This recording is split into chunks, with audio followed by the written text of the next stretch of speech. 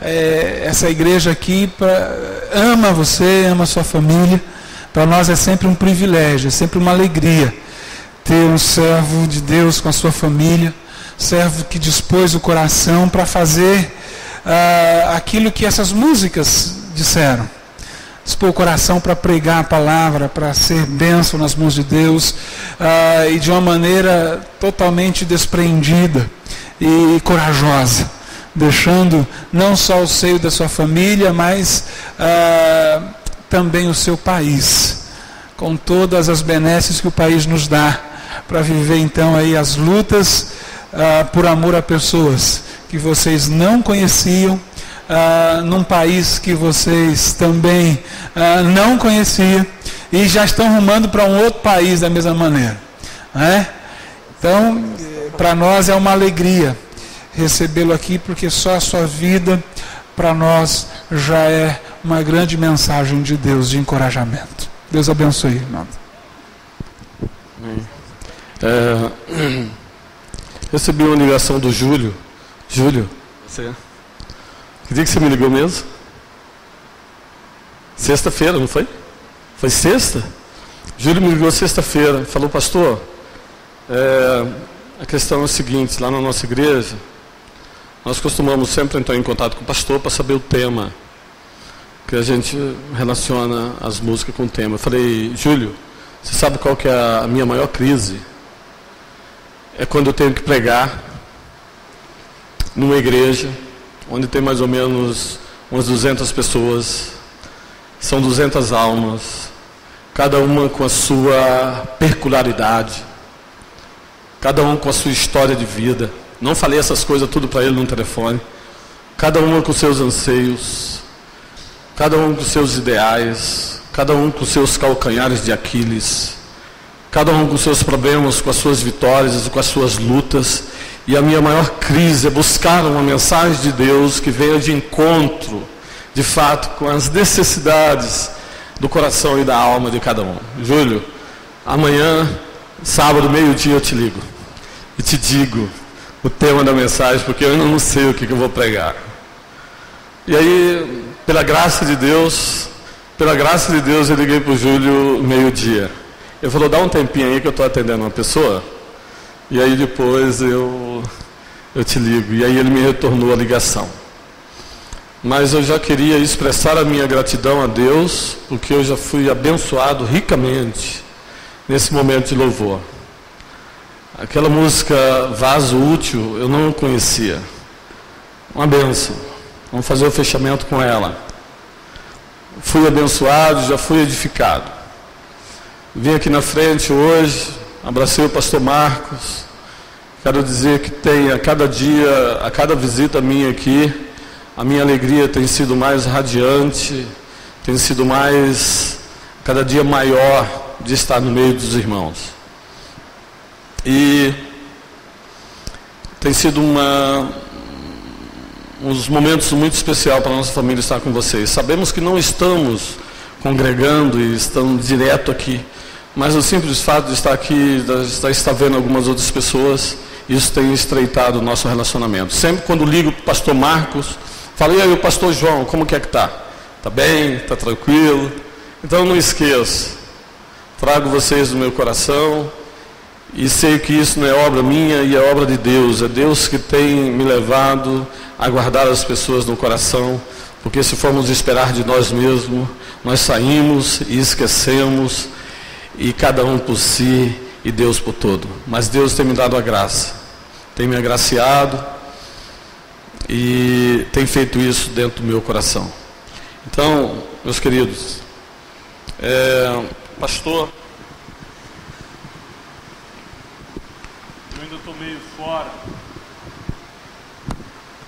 eu ainda estou meio fora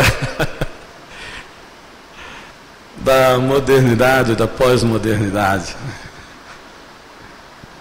E se eu falar uma coisa para vocês aqui, vocês vão ficar mais surpreendidos ainda.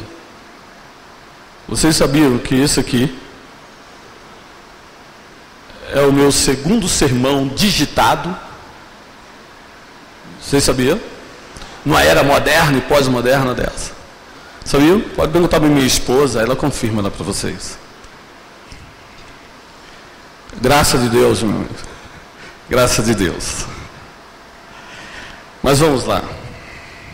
Eu gostaria de ler com os queridos Mateus capítulo 22, versículo 34 ao versículo 40. Mateus 22, versículo 34 ao versículo 40, o grande mandamento.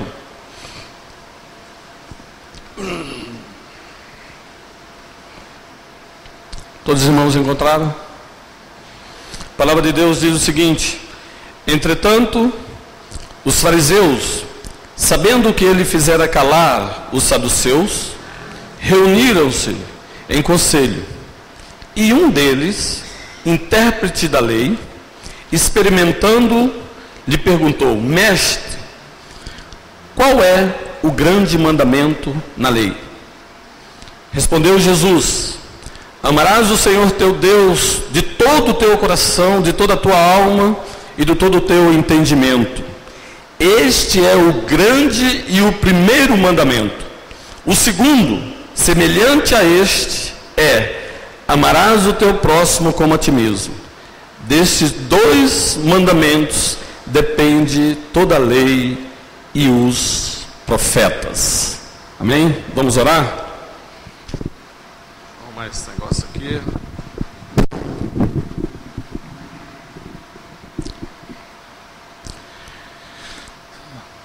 Senhor, nosso Pai, saímos das nossas casas hoje para estarmos aqui na casa do Senhor. O Senhor conhece a necessidade da nossa alma, o Senhor conhece a necessidade do nosso coração, o Senhor conhece o que passa na nossa mente, nas nossas emoções, e pedimos agora, ó Pai, que a Tua palavra que tem o alcance da alma,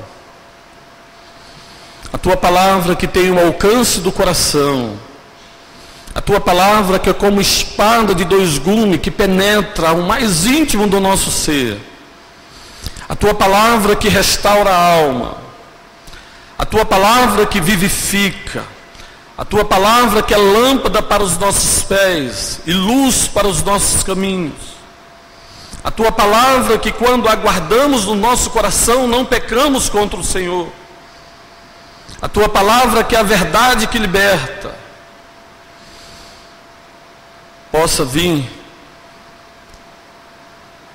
diretamente para os nossos corações, e que Teu Espírito, ó Deus, aplique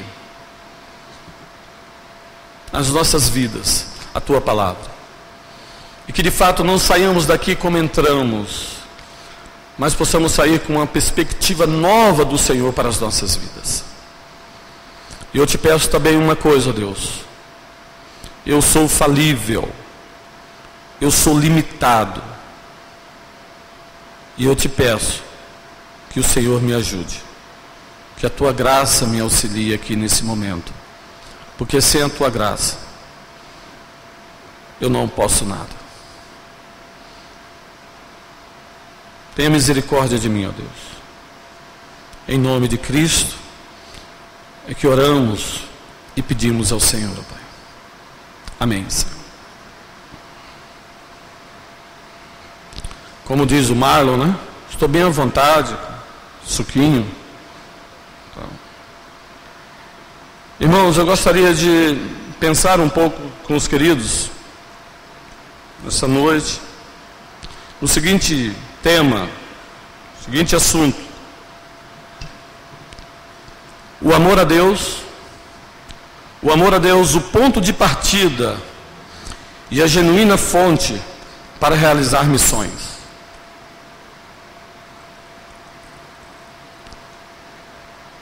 Vou repetir novamente: o amor a Deus, dois pontos, o ponto de partida e a genuína fonte para se realizar missões. O amor a Deus, ele precede a apresentação de Deus por meio do Evangelho. Você não pode recomendar o que você não aprecia.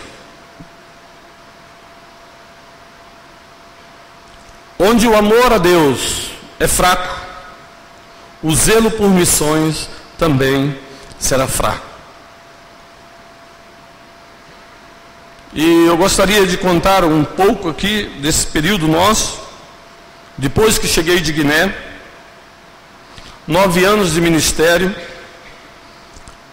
Deus fez o que fez durante esse tempo, usando a nossa família como vasos de barro, onde a excelência do Evangelho era depositado dentro desses vasos e ali compartilhávamos.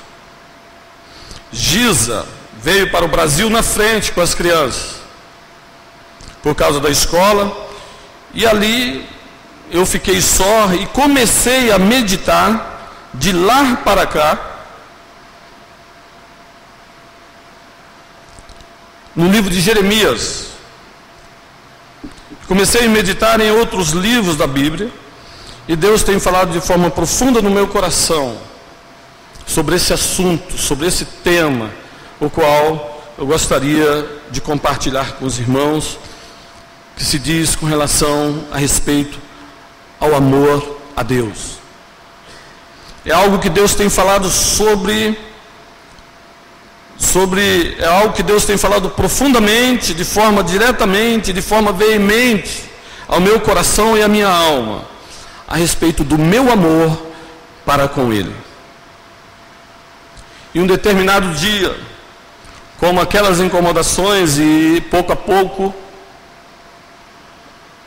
sempre lendo, e eu tenho vivido um período que eu tenho questionado muito. Eu não sei se é a questão da idade, 43 anos, que tem uns negócios aí que quando o homem chega nos 43, ele começa a ter alguns questionamentos, algumas questões, e eu não sei o que é, mas agora eu tenho sempre me questionado, eu tenho sempre perguntado para mim mesmo, e para minha alma, e para o meu coração, a respeito de toda a minha trajetória cristã até os dias de hoje, e aonde eu finquei as minhas estacas, quais são os alicerces de 20 anos de vida cristã e de 9 anos em Guiné-Bissau, aonde foram estabelecidos meus alicerces no decorrer de toda essa trajetória. E de repente eu cheguei um determinado dia e disse o seguinte, fiz uma pergunta para mim mesmo a respeito desse tema que eu estou compartilhando com vocês, e saiba que não é algo estranho e alheio do meu coração e da minha alma. E eu cheguei para mim e perguntei: Basílio, você ama Deus?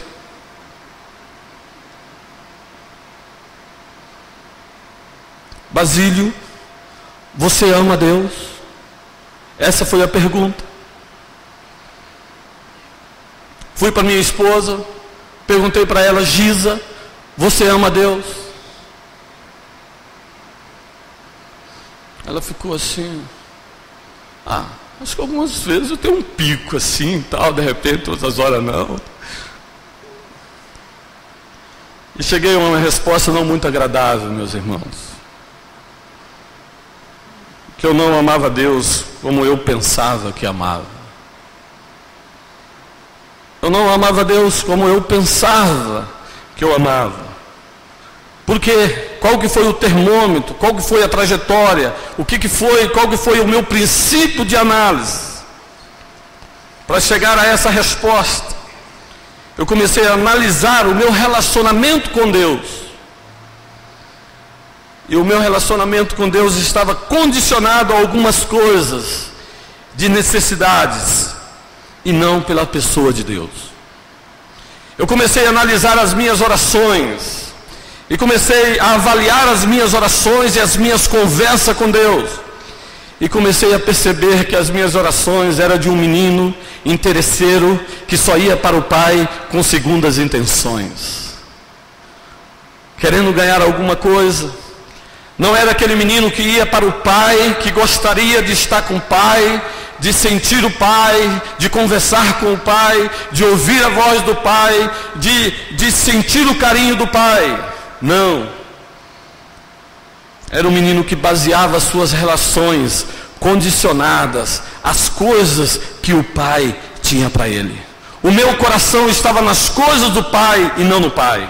E por isso eu cheguei e respondi essa pergunta: Basílio, você ama Deus?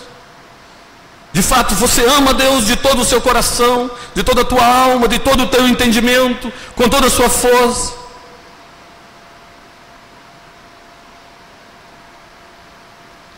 E cheguei exatamente nessa conclusão, que de fato poderia ter alguns momentos de pico de amor a Deus, ou alguns altos e baixos, ou se de fato esse amor fosse passado pelo fogo, acrisolado, se de fato sobrasse alguma coisa, ou se era só palha que estava ali.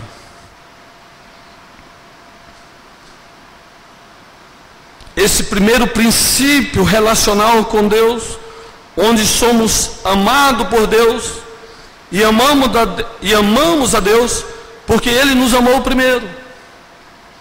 Olhe só comigo em 1 João capítulo 4, versículo 19, que mostra isso. Amamos a Deus, nos tornamos aptos a amar a Deus, nós temos condições de amar a Deus, porque de fato fomos primeiros amados por Ele.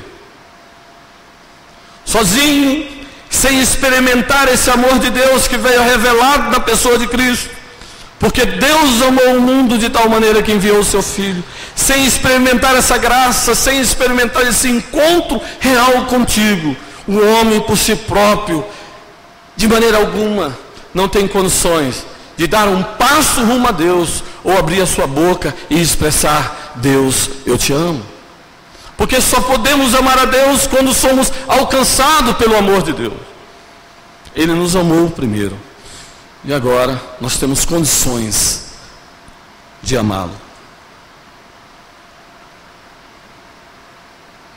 E exatamente essa relação de amor entre Filho e o Pai Celestial, que faz toda a diferença da prática missionária da igreja, onde missões deixará de ser uma obrigação, mas será um fruto do relacionamento de amor entre Deus e o seu povo. Ao realizar missões, seja aqui urbana, seja transcultural, haverá uma alegria, um prazer e um deleite, porque a fonte é o amor a Deus acima de todas as coisas. Você sabe que o amor a Deus, ele determina a nossa vida cristã. O cristianismo, a vida cristã, ela é obrigação ou ela é prazer e deleite? Essa é a pergunta que também eu tenho pensado e tenho conversado. E muitas vezes, como pastor, eu tenho me pego em atitudes e comportamentos indo à casa do Senhor com um sentimento de obrigação. E aí eu começo a conversar com Deus: mas o cristianismo é prazer, é deleite, é amor, e por que eu tenho caminhado num caminho de obrigação? E aí a minha oração tem sido: Senhor, eu não sei como que é esse negócio de te amar, mas eu quero te pedir, dai-me um coração que te ama acima de todas as coisas. Dai-me um coração que te ama acima de todas as coisas. Porque muitas vezes eu tenho levado um cristianismo de obrigação e não de alegria e de prazer e de deleite. A minha grande pergunta: qual é o sentimento que tomou a sua alma, o seu coração, as suas emoções quando você saiu de casa para vir à casa do seu Pai Celestial? Qual que foi o sentimento? Os corintianos estão fora hoje por causa da alegria que foi gerada pela vitória e que de fato não é uma alegria gerada pelo Espírito. Que eu sou um corintiano, mas eu quero dizer para você qual que foi o sentimento. Hora que chegou hoje, domingo pela manhã, você sabia que hoje é o dia do Senhor. Qual que foi o sentimento que tomou, que invadiu o seu coração, a sua alma, quando você pensou: eu vou à casa do meu Pai? O que foi, meus irmãos? Foi a alegria, como o salmista diz: alegrei-me quando me disseram, vamos à casa do Senhor. Foi a palavra do salmista que dizia: outro bem maior não possuo, senão somente a ti.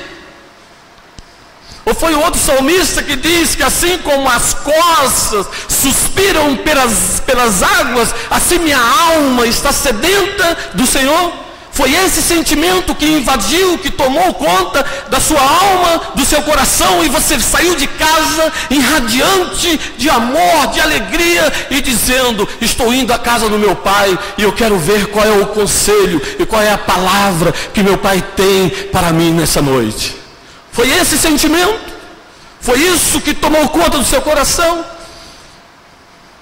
Se de fato não é, eu quero que você volte para casa hoje, sabendo que deve ser esse sentimento que deve tomar conta e invadir a sua alma e invadir o seu coração. É isso que eu tenho pedido para Deus. É isso que eu tenho clamado para Deus. Deus, me dê um coração, me dê um cristianismo de prazer, de alegria, de relacionamento com o Senhor, porque eu já cansei. Eu não quero mais isso. Eu quero algo diferente. Eu quero algo relacional. Eu quero algo de comunhão. Eu quero me satisfazer no Senhor, e que tudo que eu faça seja fruto desse meu relacionamento com o Senhor, e não seja fruto das minhas próprias forças, ou do meu intelecto, ou daquilo que eu sei, ou daquilo que eu deixo de fazer. E aqui nesse texto, Jesus cita esse versículo como resposta a uma pergunta capciosa dos fariseus querendo pegar Jesus. O interesse era só: vamos ver se a gente pega esse sujeito. E Jesus responde dando um resumo dos mandamentos, e diz que desses 2 mandamentos depende toda a lei e os profetas. Ou seja, sem o amor, sem amar a Deus, aponta para o amor, nada disso tem algum efeito, demonstrando assim uma censura aos ensinamentos e ao estilo de vida dos fariseus. Jesus respondeu, resumiu no amor, exatamente demonstrando e censurando a forma e a maneira com que os fariseus ensinavam a lei e colocavam sobre o povo, o cargo sobre o povo. Olhem só comigo, no capítulo 23, logo aí, versículo 4, você vai ver o que Jesus diz: amar a Deus acima de todas as coisas, e o segundo, semelhante a esse, amar o teu próximo. Porque de fato o que os fariseus estavam fazendo não tinha uma migalha de amor nos atos e na atitude dos fariseus para com o povo naquela época. Capítulo 23, versículo 4: atam fardos pesados e difíceis de carregar, e os põem sobre os ombros dos homens, entretanto eles mesmos nem com o dedo querem movê-lo. Um ensino sem amor para com o próximo. Capítulo 23, versículos 6 e 7, olha só o que os caras amavam. Os caras não amavam a Deus, os caras amavam outras coisas. Olha só o que eles amavam: amam o primeiro lugar dos banquetes e as primeiras cadeiras nas sinagogas, as saudações nas praças e o serem chamado mestre pelos homens. Era isso que eles amavam. Eles amavam ser reconhecidos diante dos homens. Eles amavam mais as glórias dos homens do que a glória de Deus. O coração deles não estava em Deus, e sim estava nas bajulações e nos elogios dos homens. E por isso, atitude de jugo, de escravidão, porque era um ensino de uma lei, mas um ensino desprovido do amor. E por isso Jesus chama a atenção deles e resume o mandamento exatamente a propósito, e dizendo que o amor está acima de todas as coisas, o amor a Deus.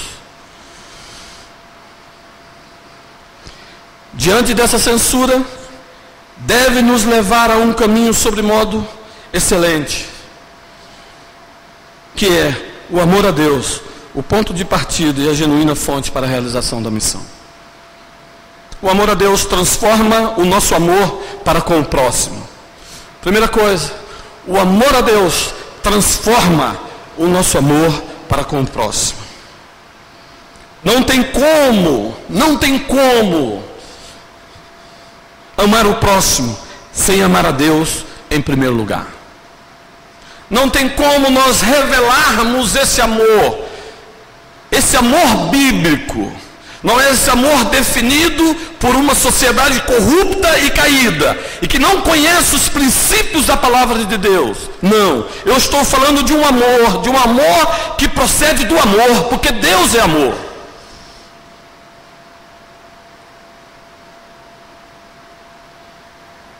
Não tem como eu ou você amar o seu próximo sem amar a Deus em primeiro lugar. Capítulo 22, versículo 39, este é 39, o segundo semelhante a este, amarás o teu próximo como a ti mesmo. Mas tem um mandamento antes que precede, que é amar a Deus. E o segundo, amar o teu próximo. Então, temos que cumprir esse primeiro, que eu vou comentar também, para estarmos aptos a cumprir esse segundo, que é amar o nosso próximo.